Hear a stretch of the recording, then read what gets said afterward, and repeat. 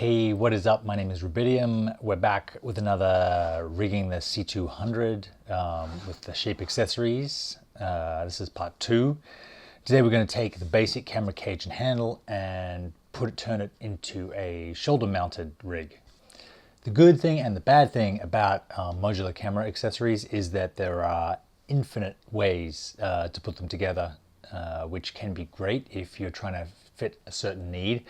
But it can also take a long time to kind of work out what it is you want to do and how you want to do it.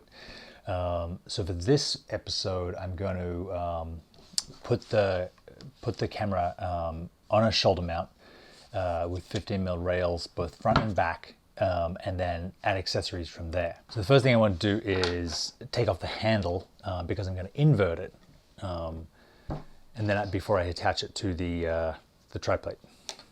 Supposedly there was a C200 for sale that someone had accidentally used too long screws, and when they'd attached the top plate, they had actually screwed it right through the casing of the camera. So there was a discounted C300 on sale here in LA because someone had used the wrong screws for the wrong accessory. Use the screws that come with the accessory, you'll save yourself a lot of grief.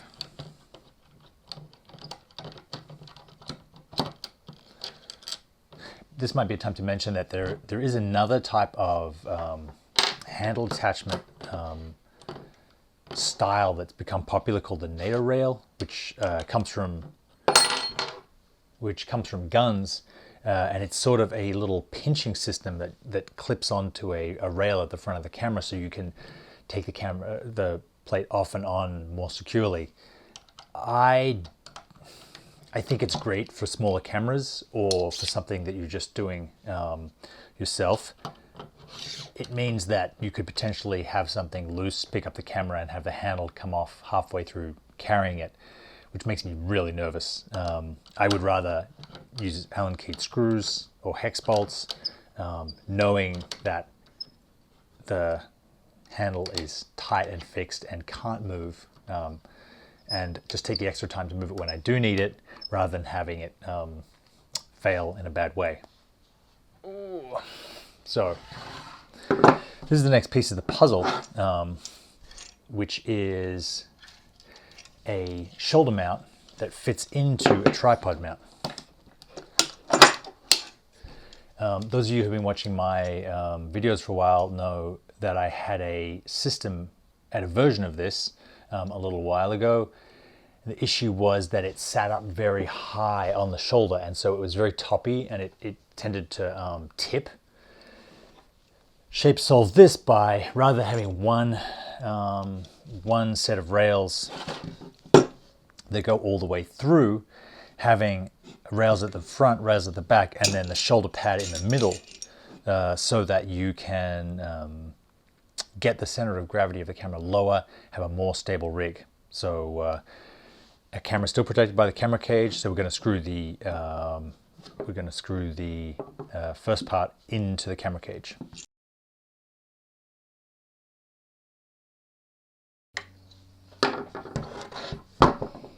So balance is always the trick with this sort of system, because you don't want to attach the camera too far forward. It'll fall forward on your shoulder. You don't want to have too far back. You'll have the opposite problem. And the advantage of this plate is that it has a sliding system whereby you can loosen 2 or 3 screws. And I should mention it's not a static thing. As you use different accessories like a matte box or a follow focus, or even change the size of the lens from a small prime to a large zoom, you're going to shift the weight of the camera, and it's a great idea to have something that can slide back and forth on the plate itself to adjust balance.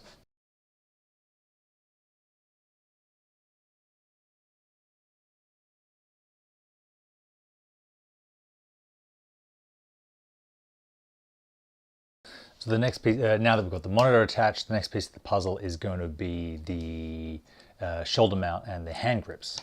We're going to put on our battery plate onto these rear 15mm rods, attach our battery. This This particular plate suits the C300 Mark II and the C200, which both work on the same power system. And the plate itself has DTAP boxes. So now that we've got this here, we need to get our rosettes on. And something I do like about the shape system is it's a giant version of the push button maneuver. So you have your large buttons that push and let you adjust the angle. That also means that rigging on a table is much easier because you can rig it flat and then put it on your shoulder.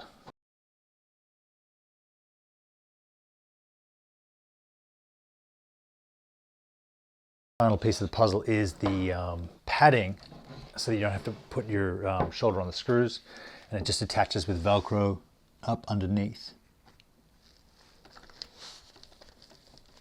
So now, put the camera on my shoulder, swing the arms down to where I want them to be, adjust them, adjust the length of these while I still have the camera on my shoulder, and then not just swing the screen in, but with the extendable handle,